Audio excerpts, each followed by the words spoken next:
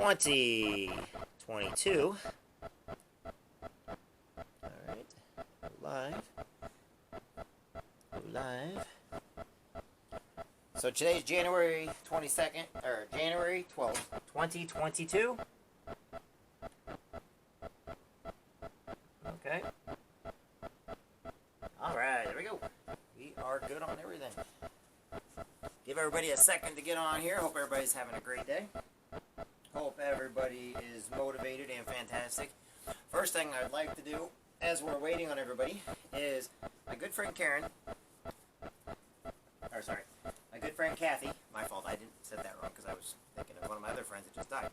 But a friend of mine, Kathy, she goes, "Dear Jeff, this is hat that I was telling you about. I hope you enjoy it. Please post it and make sure you're wearing it." So, Kathy, I got this in the mail today from my good friend Kathy. Everybody see it? Everybody see it?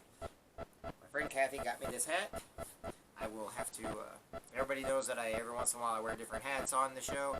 What they don't know is the longer my hair gets, the more hats I have to wear. Because I just can't seem to... Anyway, there we are. How's that? Can everybody see me okay? Does it look good? I love the hat. It's awesome. Thank you very much. I appreciate you very much. And like I said, she gave me this Snoopy little card. And like I said, we do these motivational things. I have people that every once in a while send me some stuff, but it's pretty awesome. If anybody wants any of their products or anything shown, that's fine. I want everybody to know that if you want to see these videos also, you can go over to YouTube.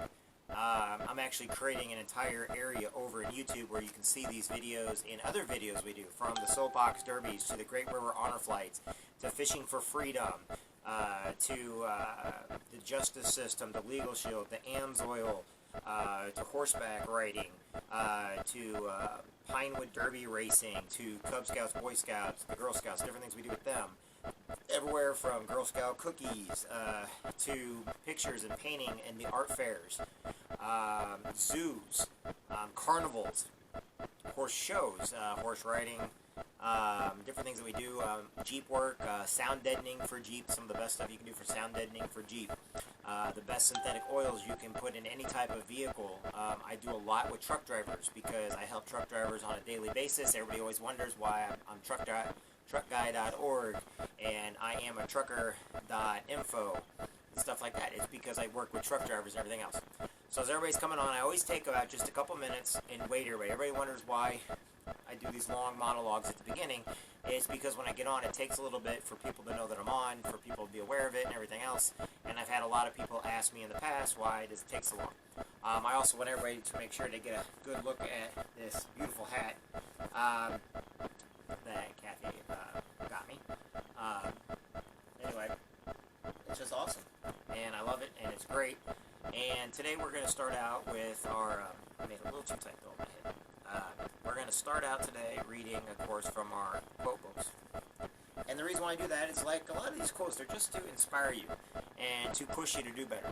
Now, a lot of people, if you looked at a little bit of one I did earlier, I know a lot of you guys are not seeing everything I'm putting on here because I'm only putting it towards people that want to have a little bit more. So a lot of the stuff I do is on Zooms and everything else. But I decided I'm going to go ahead and express something to you. I try to watch my mouth on these because I am a Marine and I do have a very dirty mouth sometimes. And the reason why is because when I motivate people, I'm going to be very honest, upfront, and clear with you. Each and every one of you matters, and I know a lot of people started getting this opinion in their head that, oh, well, he's just being on... No, I really, literally mean you need to get your ass up. You need to freaking do something more with your life. You need to quit freaking looking at the ground, acting like the only thing that worries you in the entire world is everything that's happened to you, and stop feeling sorry for yourself, okay?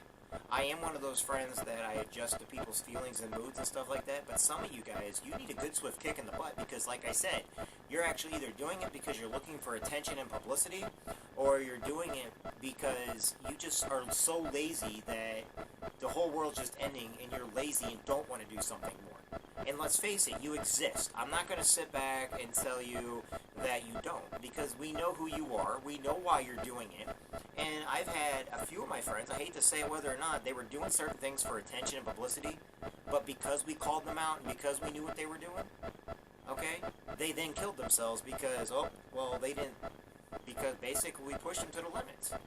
Now, was that bad? I don't know. I mean, we all did it. It took years of period of time of doing it. But here's just it. People really do need help and everything. We get that.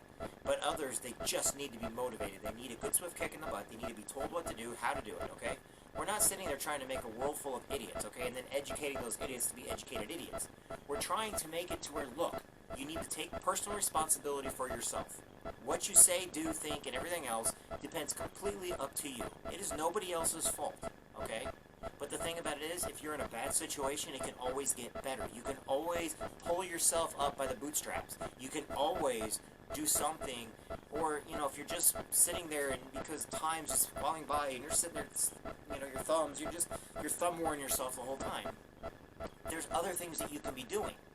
Go out, take a walk, take a jog, go to the gym. I don't care where you gotta go. If you don't have money, I'm tired of hearing that one more than anything else. Well, I don't got the money. I'm poor. You've got your life, and there's always something you can do. But guess what? If you do nothing and you hide somewhere and you basically put yourself into a situation where you can't do nothing, well, no one's going to come around. No one's going to help you. If you don't put yourself out there, who on earth would ever help you if they don't even know you're hurting, if they don't know you're suffering, okay? If you don't pick up that phone today and you're basically saying, nobody ever talks to me, well, when was the last time you talked to somebody? When was the last time that you went out there and did the best thing you can do, okay? I'm tired of people using Black Lives Matter for an excuse, or the police, you know, they're all against everybody, or politicians, you know, they all are liars, cheaters, and thieves. We already know all that. But that doesn't mean that every person is like that. What it means is you may have got a bad deal. We get that. People get bad deals every day, okay? However, if you have people that are willing to help you with resumes, helping with the way you dress, the way you look, if you have people helping you, you know, that want to help you lose weight, help you quit smoking, you know, if you have people out there that are trying to tell you, hey, that's a very dangerous relationship you're in, or hey, you know what, that person is cheating on you, this person's doing that, you know, you may want to start opening your eyes a little bit more and basically keeping an open mind. Because not everybody's out there to hate you. Some people are just trying to help you, and you just don't realize it because you've had so many bad run-ins with some really nasty people. And sometimes we have surrounded ourselves with people that will only tolerate us and not celebrate us. So the whole idea is you need to get away from those people one way or the other. You don't even got to tell them you're getting away from them. It's not one of those things where, like, I don't like you, you're mean to me, goodbye. It's not like that. Quit looking at it like that. That's not how it works. How it works is if they call, don't answer. If they're looking, you know, if the only thing that they want from you is to belittle you, talk down upon you, and make your life hell, then you need new friends. Because that's not a friend, okay? If you go to church to be ridiculed, then you need a new church, because church is not a place for anybody to go to where you're judged at. And that's one of the biggest things, like years ago, back in 2010 when I started with my YouTube channels and then with MySpace and then Facebook, one of the biggest things that I had a big issue with is people that go to church to network. They go to church to judge, ridicule, and belittle people. They don't go to church because of Jesus or God or the angels or the saints or to get religion or read the good book or read the Bible. What they do is they go because they're being indoctrinated into a culture of gossip, rumor. How can I, you know, get more from these different places? I went to different people's churches, and the church itself is magnificent. It's great. It's the people that will sit there and belittle you is the reason why people don't come back. When you're sitting there and you're judging people while you're in church, like, oh, she went through a divorce today. Oh my God, he's cheating on her. He's cheating on her. He is cheating on his wife. Or, oh my God, did you know they had an abortion? Or, oh my God, instead of, you know, these people may be looking for forgiveness or looking for strength, and you're sitting there belittling them while you're in church. And right now, I have all these people shaking their heads. Oh, I would never do it. You're the one doing it. I'm just going to tell you right now, I don't even know who's shaking their head, but look at it like this. You're the one that's doing it. And if you're not the one that's doing it, you're not doing anything to protect that person from it, which means you're not part of the solution, you're part of the problem. The very first thing you need to do, if you see somebody coming into church, you know what you should do, and no matter what church it is, shake their hand. Say, hey, how you doing? Why don't you come sit in my pew? And yes, it does come from a poem a friend of mine put on their page, but it makes sense. Why do people go to church? A church is not, did you know a church is not a type of religion? Church is a place where people go to gather. Whether you're Muslim, Hindu, Christian, Catholic, Mormon, whatever. Some of the greatest people I know are in some of the craziest religions I know, but you know what? They needed that crazy religion, which is beautiful to them and can be beautiful to everybody else. Maybe you don't believe in God. I know a lot of Wiccas. I know a lot of non-denominationals. I know a lot of people that they don't believe in Jesus, but they believe in a higher power. I know a lot of people that believe in the spirit world and realms and reincarnation, stuff like that, and they're all great people. But the whole idea is, if you're so consistent on judging people, and then you sit there and you talk bad about religion because you think that all people that are in Islam want to kill Westerners. No, they've been indoctrinated also.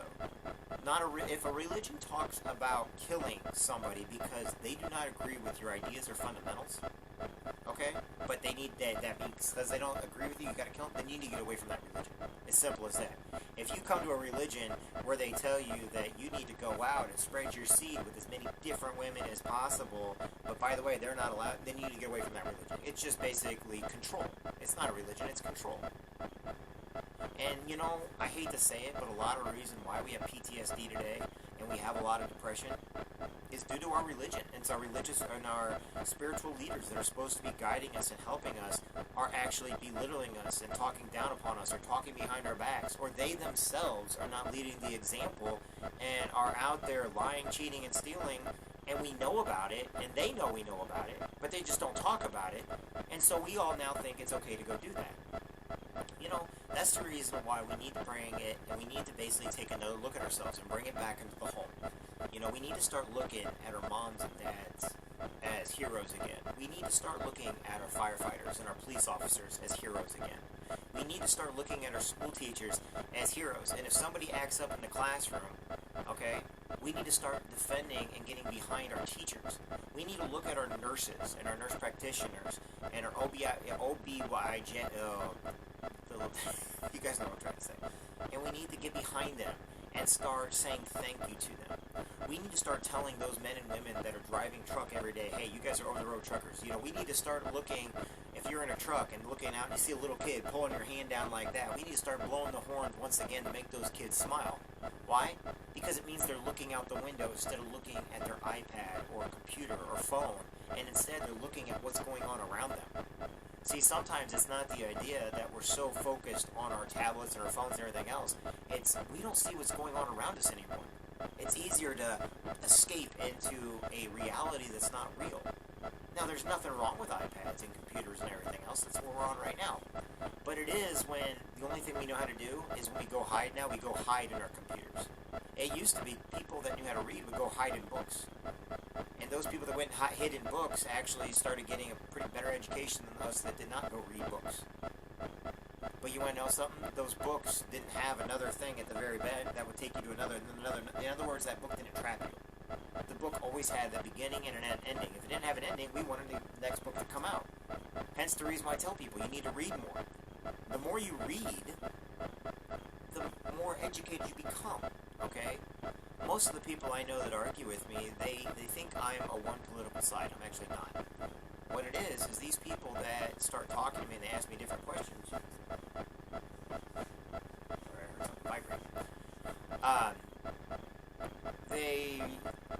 I just now lost my train of thought. So the whole idea is you need to read 11 good pages of a book every day because it'll make you smart, it'll make you more intelligent, it'll make you realize. If you judge people and you basically are following only like one news station or one news source or you're believing everything you hear on the news, I'm going to tell you right now that the media lies now. The media is not an honest media. They're all propaganda. It's all propaganda. All of it. Just the best way to look at it. Your hometown news, papers, and everything else, they're one-sided. I promise you, if somebody within that newspaper or that,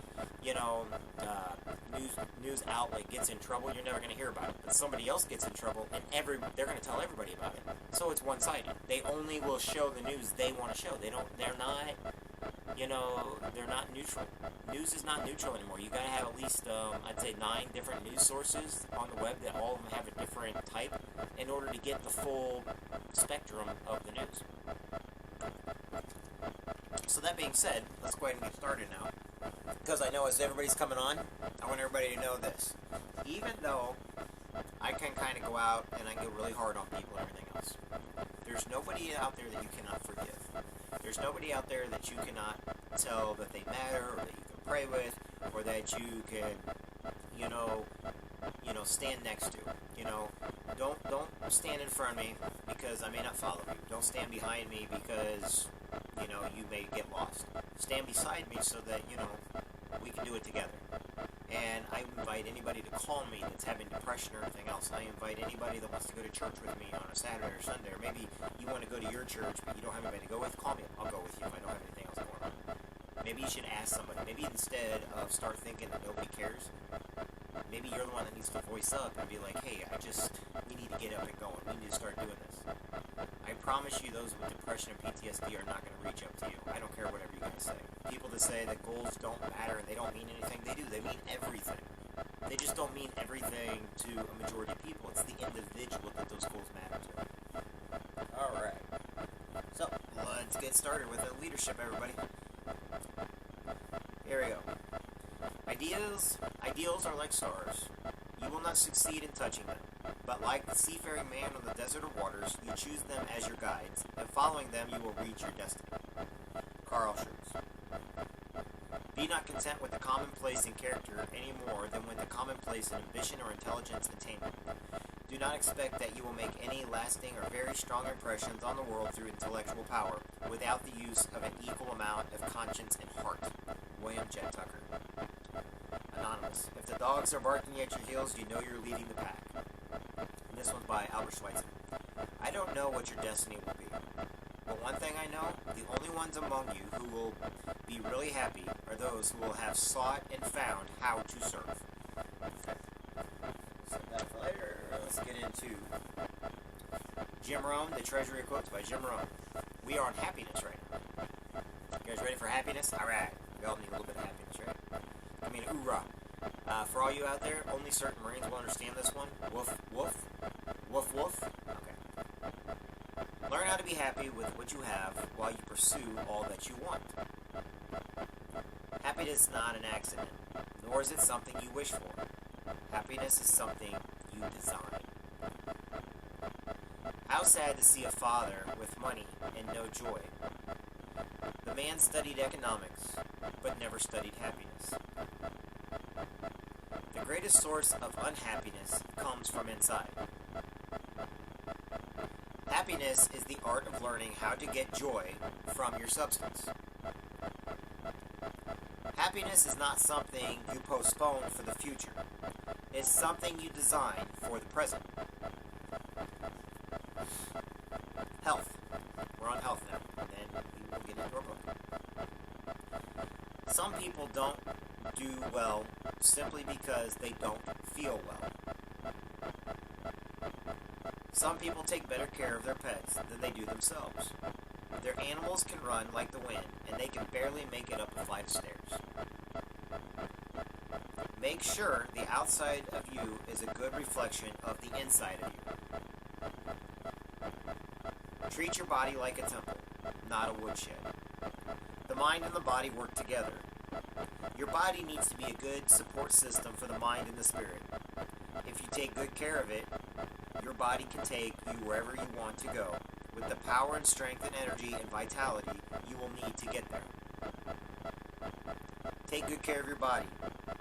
It's the only place you have to live. So we all good so far? Alright, right now, if we're all good so far, give me a thumbs up. Give me a thumbs up on here right now. Give me a thumbs up. Hit that like button. We're still going. I'm not done yet. We're just, like I said, I always get a thumbs up. That way it gives me a thing of putting in chapters, okay? Keep your face to the sunshine, and you cannot see the shadows. This is from a friend of mine that I'm going to read. And then we're going to get into our book. But some people need a little bit of motivation. Without hope, man is only half alive.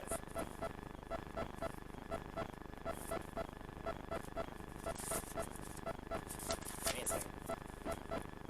One door never shuts, but another one opens.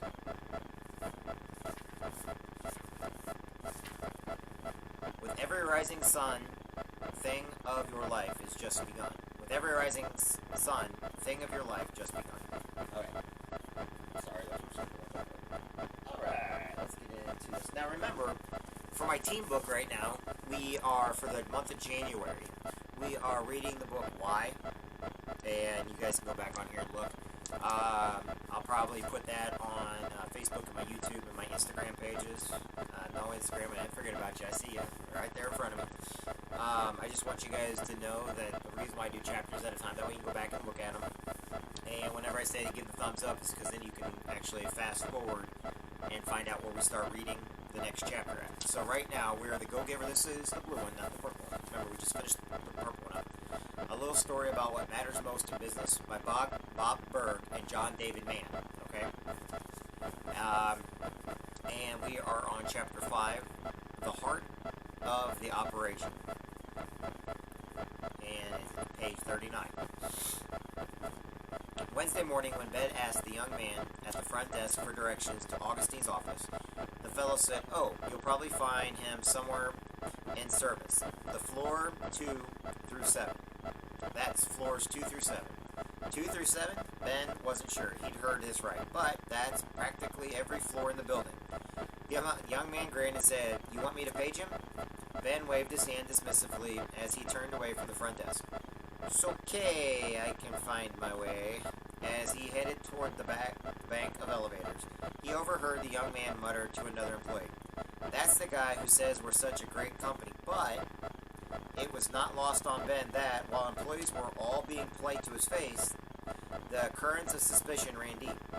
He pressed up, and before the elevator door opened, here came Augustine lumbering down the hall toward him. Hey, how's our corporate raider doing this morning?" And before he'd figured out how to respond to that, Ben found himself wrapped in a big bear hug. Ding! The elevator's door flew open, and Augustine stepped in, pulling Ben in after him and punching the 2 button as he spoke. Come on, I'll show you the operation." The contrast between the two brothers could not have been greater. Where Alan was reflective and soft-spoken, even a bit reserved, Augustine was as warm and effusive as anyone Ben had ever met. As they walked the brightly lit main hallway on the 2nd floor, Ben noticed that every wall was generously decked out with photo spreads of all of them apparently depicting family events of different sizes, from intimate picnics to parties of dozens. When the hall opened into an oversized foyer, Ben saw that the photo spread motif continued. Now, with each large wall devoted to a different topic, Augustine narrated each one as they walked. One wall was all wedding photos, another all pictures of children, a third was covered with photos of animals, each with its name scrawled on a caption at the bottom. Crayon, ink, pencil, watercolor. Ben even saw one carefully lettered in colored chalk and framed in glass to prevent smudging. These were kids, pets. Augustine told him proudly, their names carefully inscribed by their respective humans. "What do you think of our employee scrapbook?" "It's wild," was Ben's reply. "It was like walking